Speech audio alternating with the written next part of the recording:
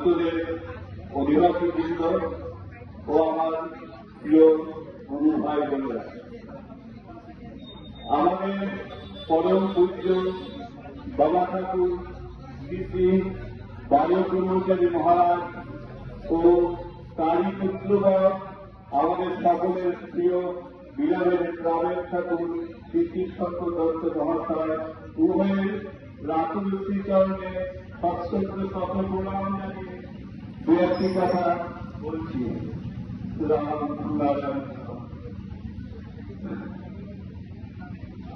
বাবা ঠাকুর একবার ঘরোয়া ক্লাসে বলেছিলেন যে তিনি চলে যাওয়ার পর একটি ঘন কুয়াশার সৃষ্টি হবে। সেই ঘন কুয়াশা একদিন কেটে গিয়ে একটা ছোট গ্রুপ তৈরি হবে, যে গ্রুপ তাঁকে কাজ করবে। তারই আশীর্বাদ, তাদের কৃপায় বাবা ঠাকুর জাগতিকভাবে চলে যাওয়ার 20 বছর পর 2013 23শে সেপ্টেম্বর এই বালব্রহ্মচারী ফাউন্ডেশনের জন্মলাভ হয়।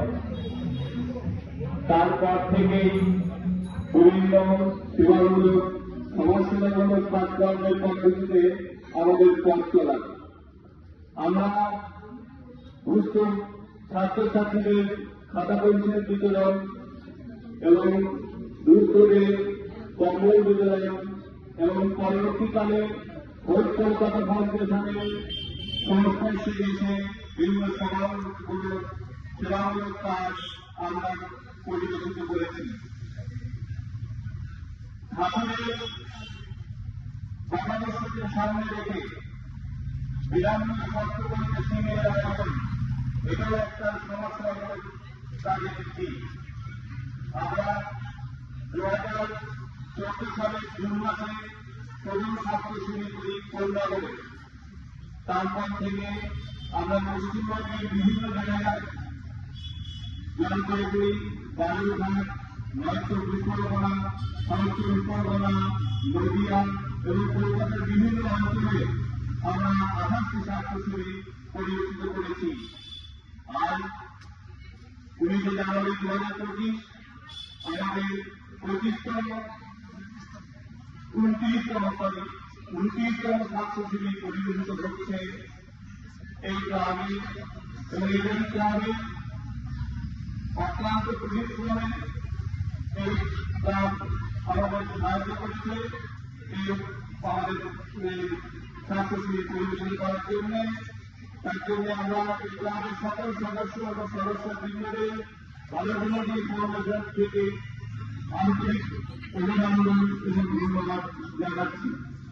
আপনারা আজকে আমি যে এখানে এসেছি ঠাকুরের নাম প্রচারে, যেখানেই ঠাকুরের নাম, যেখানেই ঠাকুর, সেখানেই আমাকে হাজির হতে হবে। পাশের নিচে পড়ে প্রায় মৃত্যুই হয়েছিল আমার। তো বহুদিন আমি অ্যাপোলো হসপিটালে অ্যাডমিটেড ছিলাম। 11টা অপারেশন হয়েছে। ডাক্তাররা খারাপ বলে দিয়েছিল। সেখান থেকে কিভাবে আমি দাঁড়িয়ে আছি আজকে এখানে মাইক্রোফোন হাতে, এটা আমার বাড়ির আশেপাশের আত্মীয় ডাক্তার, অ্যাপোলোর ডাক্তার সবার কাছে একটা বিশ্বাস। তো সেই জীবন্ত সাক্ষী আমি। তো আমি আমার এই জন্ম সার্থক আছি ঠাকুরের আশীর্বাদ ধন্য হয়ে। তো আমার তার চরণে প্রণাম নিবেদন। সুতরাং এটাকে খুব হালকা ভাবে নেওয়া যাবে না। সবাই অত্যন্ত শ্রদ্ধার সাথে আমার ঠাকুর এবং আমার বিরামের ভাই ঠাকুর শ্রী সূর্যদেবীকে স্মরণ করে এগিয়ে চলুন এবং আগামী দিনে মেডিকেল কাজগুলো যাতে সুষ্ঠুভাবে পালন করতে পারি তার জন্য সবাইকে আহ্বান জানাচ্ছি। রাম ও নারায়ণ রাম, সবাই ভালো থাকুন, সুস্থ থাকুন এবং ঠাকুরের মহানাম রাম নারায়ণ রাম স্মরণ করুন।